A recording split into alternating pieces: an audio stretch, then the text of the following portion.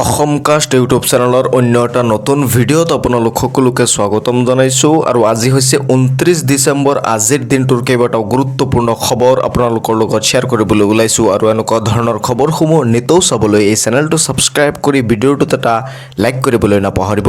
ভিডিঅ'টো শেষলৈকে চাব যাতে আজিৰ দিনটোৰ গোটেইখিনি খবৰ আপোনালোকে একেটা ভিডিঅ'তে চাব পাৰে আৰু শেষত ভিডিঅ'টো শ্বেয়াৰ কৰি দিব যাতে সকলোৱে এই খবৰখিনি চাব পাৰে।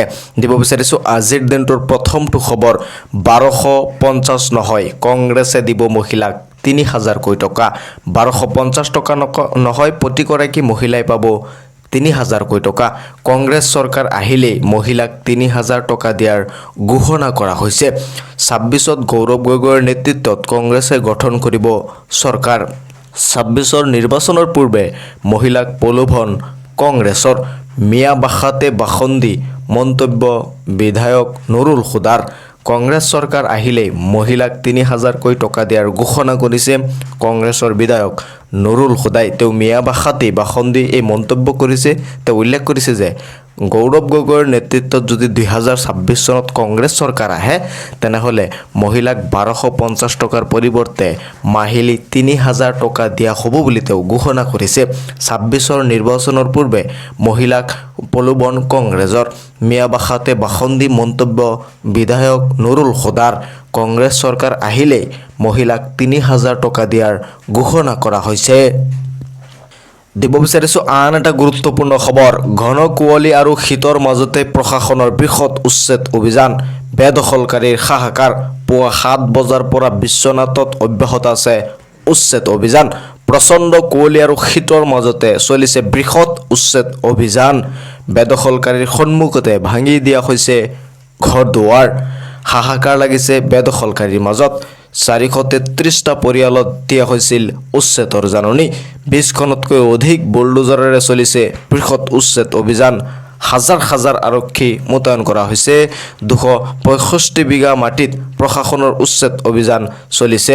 মুখ্যমন্ত্ৰী হিমন্ত বিশ্ব শৰ্মাৰ নেতৃত্বত শীৰ্ষস্থানত অসম ভাৰতৰ ভিতৰত আটাইতকৈ দ্ৰুতগতিত বিকশিত এখন ৰাজ্য হিচাপে পৰিগণিত হৈছে। 5 বছৰত GDP 3.5 লাখ কোটিলৈ বৃদ্ধি কৰা হৈছে। ৰিজাৰ্ভ বেংক অফ ইণ্ডিয়াৰ সমীক্ষাত প্ৰকাশিত হৈছে এই তথ্য। মুখ্যমন্ত্ৰী হিমন্ত বিশ্ব শৰ্মাৰ নেতৃত্বত শীৰ্ষস্থানত অসম ভাৰতৰ ভিতৰত আটাইতকৈ দ্ৰুতগতিত বিকশিত এখন ৰাজ্য হিচাপে পৰিগণিত হৈছে। 5 বছৰত GDP 3.5 লাখ কোটিলৈ বৃদ্ধি হৈছে। ৰিজাৰ্ভ বেংক অফ ইণ্ডিয়াৰ সমীক্ষাত প্ৰকাশ হৈছে এই তথ্য। 4,78,992 গৰাকী ভোটাৰৰ নাম কৰ্তন কৰাৰ বাবে চিনাক্ত কৰা হৈছে। তালিকাত এতিয়াই চাওক আপোনাৰ নাম। মুকলি কৰা হৈছে হেল্পলাইন নম্বৰো। ইতিমধ্যে ড্ৰাফ্ট ভোটাৰ লিষ্ট প্ৰকাশ পাইছে। আপোনালোকে হয়তো বহুতেই জানে। আপোনাৰ নাম ড্ৰাফ্ট ভোটাৰ লিষ্টত আছেনে নাই কমেণ্টছ কৰি জনাবলৈ নাপাহৰিব। আৰু যদি আপুনি এতিয়াও ড্ৰাফ্ট ভোটাৰ লিষ্ট চোৱা নাই তেনেহ'লে ECIR যিটো অফিচিয়েল ৱেবছাইট আছে সেই ECIR অফিচিয়েল ৱেবছাইটত এই ড্ৰাফ্ট ভোটাৰ লিষ্ট ইতিমধ্যে প্ৰকাশ পাইছে। 27 ডিচেম্বৰ তাৰিখে এছআৰ প্ৰক্ৰিয়াৰ দ্বাৰা সম্পন্ন হোৱা যি ড্ৰাফ্ট লিষ্ট আছে সেই ড্ৰাফ্ট লিষ্ট আপুনি যদি ইচ্ছা কৰে www.eci.gov.in এই অফিচিয়েল ৱেবছাইটৰ পৰা আপুনি ডাউনলোড কৰিব পাৰিব। ডাউনলোড কৰি আপুনি এবাৰ চেক কৰক আপোনাৰ নাম আছেনে নাই, কাৰণ বহুত মানুহৰ নাম ড্ৰাফ্ট ভোটাৰ লিষ্টত ইতিমধ্যে তেওঁলোকৰ নাম অন্তৰ্ভুক্ত হোৱা নাই, মানে বহুত মানুহৰ নাম কৰ্তন কৰা হৈছে। খচৰা ভোটাৰ তালিকাত এতিয়াই পৰীক্ষা কৰক আপোনাৰ নাম। যদিহে আপোনাৰ নাম আছে কিদৰে চাব? অনলাইনত আপোনালোকে চাব পাৰিব। ECIৰ অফিচিয়েল ৱেবছাইটত গৈ আপুনি এই ভোটাৰ লিষ্ট চাব পাৰিব। নহ'লে আপোনাৰ ওচৰত থকা BLOৰ আপোনাৰ যিটো BLO আছে সেই BLOৰ ঘৰত গৈও আপুনি এই ভোটাৰ তালিকা চাব পাৰিব। নতুন ভোটাৰসকলে কিদৰে নাম অন্তৰ্ভুক্ত কৰিব সেইটো যদি জানিব বিচাৰে তেনেহ'লে আপুনি BLOৰ সৈতে যোগাযোগ কৰিব লাগিব। নতুন বা প্ৰথমবাৰ ভোটাৰ অন্তৰ্ভুক্তিৰ বাবে আপুনি ফৰ্ম 6 পূৰণ কৰিব লাগিব। নাম কৰ্তন বা অন্তৰ্ভুক্তিৰ বিৰুদ্ধে আপত্তি থাকিলে ফৰ্ম 7 পূৰণ কৰিব লাগিব। যদি আপোনাৰ নাম কৰ্তন কৰা হৈছে তেনেহ'লে আপুনি যদি কিবা আপত্তি আছে আপোনাৰ তেনেহ'লে ফৰ্ম 7খন আপুনি পূৰণ কৰিব লাগিব। ঠিকনা সলনি, পৰিয়ালৰ পৰিচয় পত্ৰ আদি বাবে ফৰ্ম পূৰণ কৰিব লাগিব। 8 ফৰ্ম নম্বৰ 8 আপোনাৰ পূৰণ কৰিব লাগিব। যিকোনো সহায়ৰ বাবে আপুনি BLOৰ সৈতে যোগাযোগ কৰক। আপুনি যিকোনো সহায় যদি লাগে ভোটাৰ তালিকাক লৈ, নাম কৰ্তনক লৈ বা নাম অন্তৰ্ভুক্তিক লৈ যিকোনো ধৰণৰ যদি আপোনাৰ সমস্যা থাকে বা আপোনাৰ অভিযোগ থাকে তেনেহ'লে আপুনি BLOৰ সৈতে আপুনি প্ৰথমতে যোগাযোগ কৰক।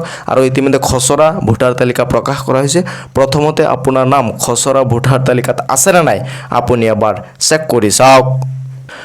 মুখ্যমন্ত্ৰী হিমন্ত বিশ্ব শৰ্মাৰ নৱবৰ্ষৰ উপহাৰ 7টাকৈ ডাঙৰ ঘোষণা ৰাজ্যৰ মুখ্যমন্ত্ৰী ডক্টৰ হিমন্ত বিশ্ব শৰ্মাই মাজত মাত্ৰ 2টা দিন বাকী আছে আৰু 2-3 দিন পাছতেই নতুন বৰ্ষ যেহেতু আৰম্ভ হ'ব আৰু এই নতুন বৰ্ষক লৈ ৰাজ্যৰ মুখ্যমন্ত্ৰী ডক্টৰ হিমন্ত বিশ্ব শৰ্মাই কেইবাটা গুৰুত্বপূৰ্ণ খবৰ তেওঁ ইতিমধ্যে দিছে আৰু কেইবাটা গুৰুত্বপূৰ্ণ তেওঁ কাম নতুন বছৰত কৰিব ৰাইজৰ কাৰণে আপোনালোকে হয়তো স্ক্ৰীনত দেখা পাইছে মুখ্যমন্ত্ৰী ডক্টৰ হিমন্ত বিশ্ব শৰ্মাৰ নৱবৰ্ষৰ উপহাৰ 9 জানুৱাৰীত এডিআৰইৰ 4ৰ্থ বৰ্গৰ নিযুক্তি পত্ৰ বিতৰণ কৰা হ'ব 10 জানুৱাৰীত এডিআৰইৰ 3য় বৰ্গৰ নিযুক্তি পত্ৰ বিতৰণ কৰা হ'ব 1 জানুৱাৰীৰ পৰা ৰাজ্যত আৰম্ভ হ'ব বাবু আঁচনি আৰু এটা নতুন আঁচনি যুৱকসকলৰ বাবে এই আঁচনি আনি আছে যুৱকসকলৰ বাবে মুকলি কৰা হ'ব এই আঁচনি 1 জানুৱাৰীৰ পৰা কেৱল 100 টকাতে আপুনি ৰেচন সংগ্ৰহ কৰিব পাৰিব ৰেচনৰ দোকানৰ পৰা 1 জানুৱাৰীৰ পৰা আপুনি 100 টকাত ৰেচনৰ দোকানৰ পৰা ৰেচন সংগ্ৰহ কৰিব পাৰিব ৰেচনত থাকিব চাউলৰ লগতে দাইল চেনি আৰু নিমখ 1 জানুৱাৰীত অৰুণোদয় হিতাধিকাৰীয়ে লাভ কৰিব ভাল খবৰ অৰুণোদয় হিতাধিকাৰীৰ বাবে ৰাজ্য চৰকাৰে 1 জানুৱাৰীত এটা ভাল খবৰ দিব বুলি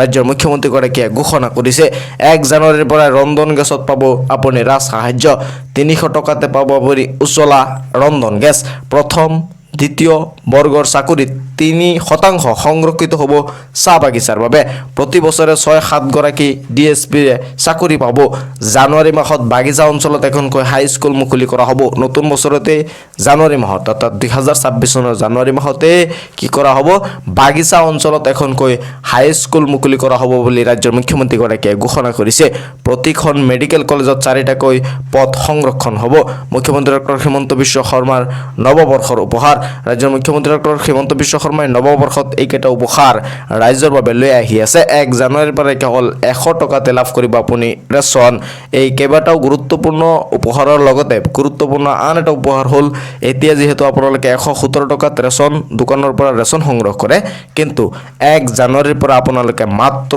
100 টকাতেই এই ৰেচনসমূহ ৰেচনৰ দোকানৰ পৰা সংগ্ৰহ কৰিব পাৰিব 31 ডিসেম্বৰ হল অন্তিম তাৰিখ 31 ডিসেম্বৰৰ পূৰ্বে লিংক কৰক পেন আধাৰ কাৰ্ড যদি আপুনি এতিয়াও পেন আৰু আধাৰ কাৰ্ড লিংক কৰা নাই তেনেহলে 31 ডিসেম্বৰৰ আগত এইখিনি কাম কৰি ল'ব লাগিব 31 ডিসেম্বৰৰ পূৰ্বে লিংক কৰক পেন কাৰ্ড আৰু আধাৰ কাৰ্ড অন্যথা 1 জানুৱাৰীৰ পৰা পেন আধাৰ কাৰ্ড লিংকক লৈ আহিব ডাঙৰ সমস্যা যিসকলে এতিয়াও পেন আধাৰ কাৰ্ড লিংক কৰা নাই শীঘ্ৰেই আপুনি পেন আৰু আধাৰ কাৰ্ড লিংক কৰি লওক কিদৰে লিংক কৰিব পেন আৰু আধাৰ কাৰ্ড স্ক্ৰীনত হয়তো আপোনালোকে দেখা পাইছে আয়কৰ বিভাগৰ ই প্ৰফাইল পৰ্টেলত যাব লাগিব আপোনাৰ প্ৰথমতে ইয়াৰ পিছত পেন নম্বৰ আৰু আধাৰ নম্বৰ সন্নিবিষ্ট কৰিব লাগিব ইয়াৰ পিছতে আপোনালৈ আহিব এটা ওটিপি ইয়াৰ পিছত লিংক আধাৰ অপচনলৈ যাব লাগিব পেন আৰু আধাৰ সম্পূৰ্ণ তথ্য সন্নিবিষ্ট কৰিব লাগিব ইয়াৰ পিছত কনফাৰ্ম অপচনত ক্লিক কৰাৰ পিছত লিংক হ'ব আপোনাৰ আধাৰ কাৰ্ড 31 ডিসেম্বৰ অন্তিম তাৰিখ কেনেকৈ আপুনি পেন আৰু আধাৰ কাৰ্ড লিংক কৰিব স্ক্ৰীনত হয়তো মই আপোনালোকক দেখুৱাইছো আপোনালোকে হয়তো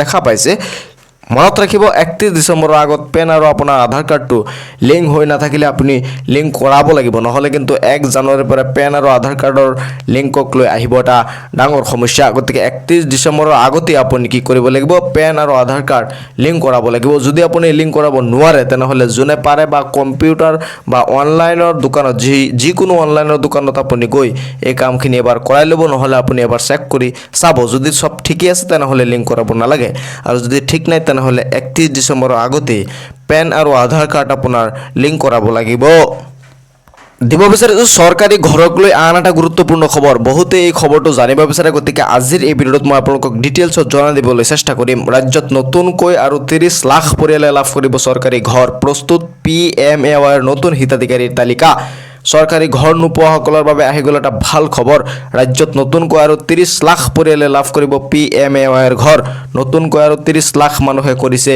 জিঅ' টেকিং প্ৰস্তুত কৰিব নতুন হিতাধিকাৰীৰ তালিকা কোনো দৰিদ্ৰ পৰিয়াল বাদ নপৰে পকী ঘৰ লাভৰ পৰা জিঅ' টেকিং কৰি থোৱা প্ৰায় 3,25,000 লোকে পাব সৰকাৰি ঘৰ ইয়াৰ পাছতে সম্পূৰ্ণ হ'ব প্ৰায় 30 লাখ মানুহৰ জিঅ' টেকিং কিস্তি হিচাপত ধন দিয়া হ'ব ঘৰ নিৰ্মাণ কৰিবলৈ প্ৰথম কিস্তিৰ ধন পোৱাৰ লগে লগে ঘৰৰ ফাউণ্ডেশ্যন আপোনাৰ বনাব লাগিব ঘৰ বনোৱা আৰম্ভ কৰিলে দ্বিতীয় কিস্তিৰ ধন দিয়া হ'ব গতিকে পিএমএৰ ধন পোৱাৰ লগে লগে আপুনি ঘৰ বনাব লাগিব অন্যথা নাপাব সৰকাৰি আৰু খা সুবিধা অসমত কোনেও আৰু কেঁচা ঘৰত থাকিব নালাগে বুলি প্ৰতিশ্ৰুতি দিছে ৰাজ্যৰ মুখ্যমন্ত্ৰী ডক্টৰ হিমন্ত বিশ্ব শৰ্মাই প্ৰায় জিঅ' টেকিং কৰি থোৱা প্ৰায় 3,25,000 লোকে পাব চৰকাৰী ঘৰ। এই কথা ঘোষণা কৰিছে ৰাজ্যৰ মুখ্যমন্ত্ৰী ডক্টৰ হিমন্ত বিশ্ব শৰ্মাই, যিসকলে নেকি জিঅ' টেকিং কৰি থৈছিলে তাৰ ভিতৰত 3,25,000 লোকে চৰকাৰী ঘৰ পাবলৈ সক্ষম হ'ব।